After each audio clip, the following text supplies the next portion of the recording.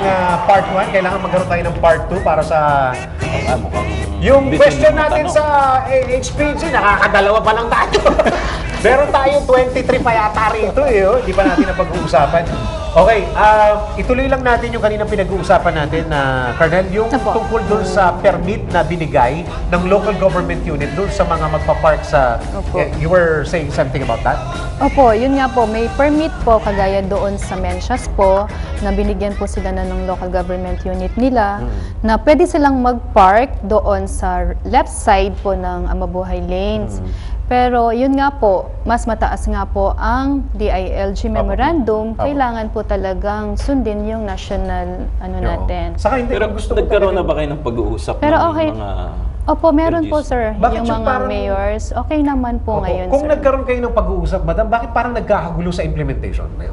Saan ba nagkukulang tayo doon? Or dissemination po siguro. Correct, oo. Sa dissemination sa mga barangays po Dissemination nila. ng information. Opo, yun regarding doon po. Oo. Siguro... Sa barangay po, Oo. yun sa memo kasi. Hindi pa nakascade yan dun sa ano. Opo, Saka- yung sa memo siguro sir, memo po kasi ang pinag-uusapan. Kasi po noong nag-clearing operation kami, where is the memo? Yun po ang inano nila sa amin. Pero yun binigay na po ng DILG addressed to the mayors and barangay captains, yun po siguro doon sa dissemination po, So, sa baba. parang mga birth pains lang naman yan siguro. Opo, konti lang Maayos po at yung mga maayos ano din lang naman po. Okay, Ayos naman po yan. puntahan natin si Sir Jonathan ng PTT. Sir, kanina pinag-uusapan natin yung traffic.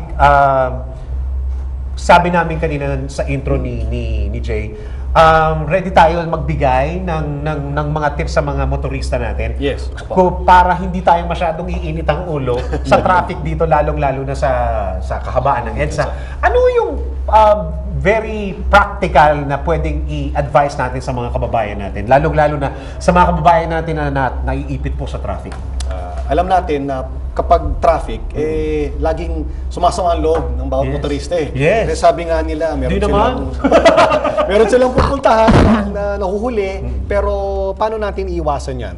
Hindi naman, ang traffic ay lagi nandyan. Yes. Hindi mo habaan ng EDSA o yung mga daan patungo sa EDSA, laging nagkakaroon ng dami, ng daloy ng trapiko at bumubuo sa traffic.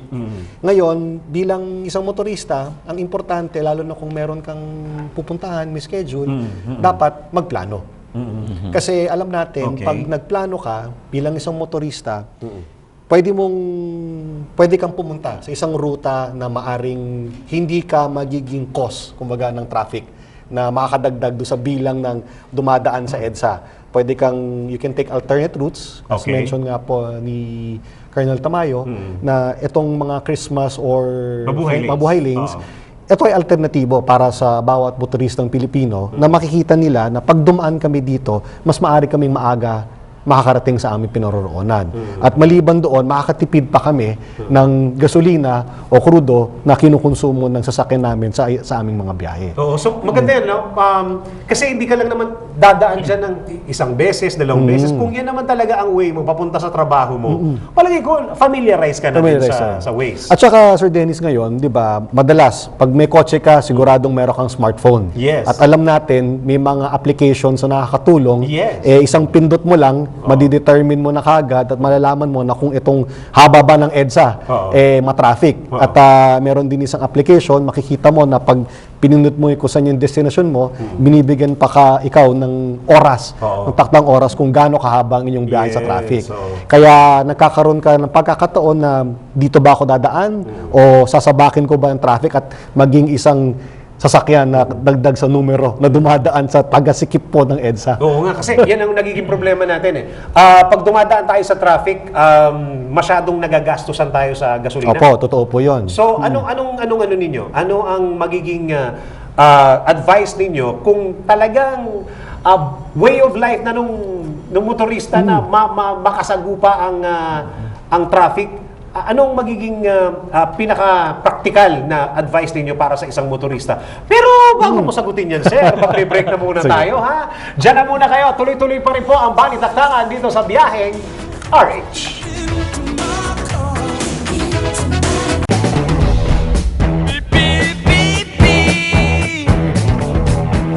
Ang programang ito ay hatid sa inyo ng PTT Philippines.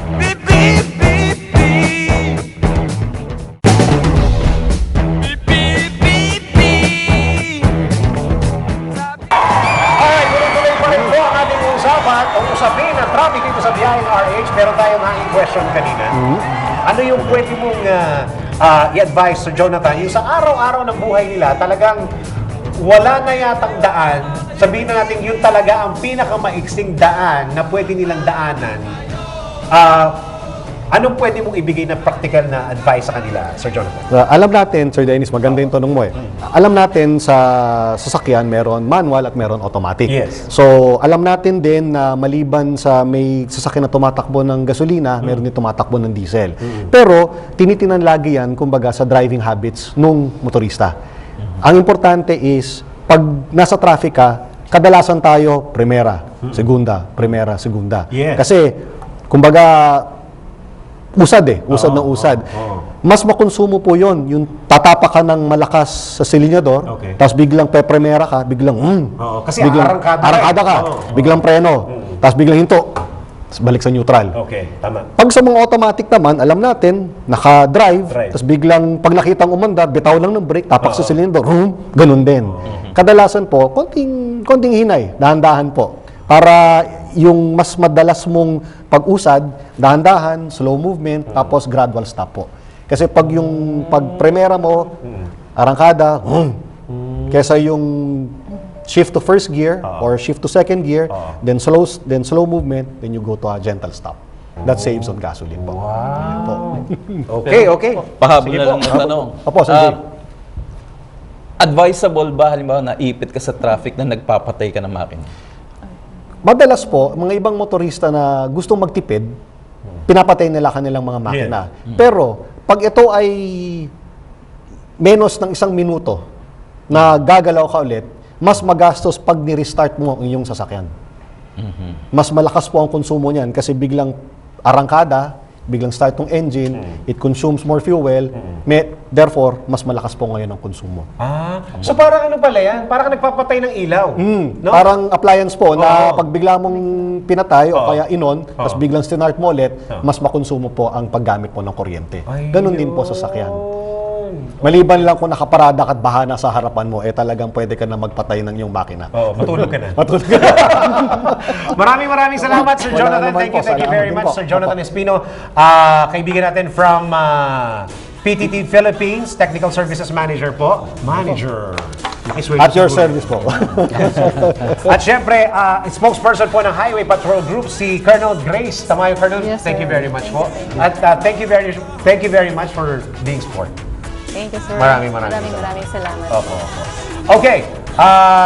Kami po, inyong mga nakasama, anong pwede natin i-impart, Sir Jay? Siguro, medyo kapos yung oras natin. Oo. Ano? Baka kailangan natin ng isa pang linggo? episode. Oo, para sa ganitong dapat pala, usapan. bumalik ka rito next week, madam, ha?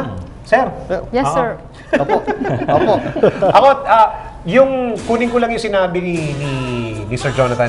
Siguro, yung pagpaplano ng trip ninyo, napakaganda nun. Pagpaplano.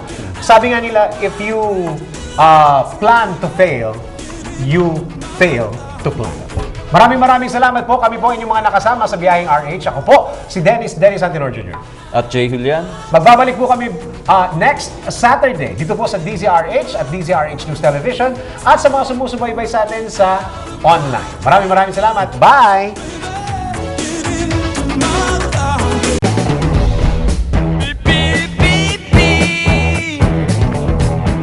Ang programang ito ay hatid sa inyo ng PTT Philippines.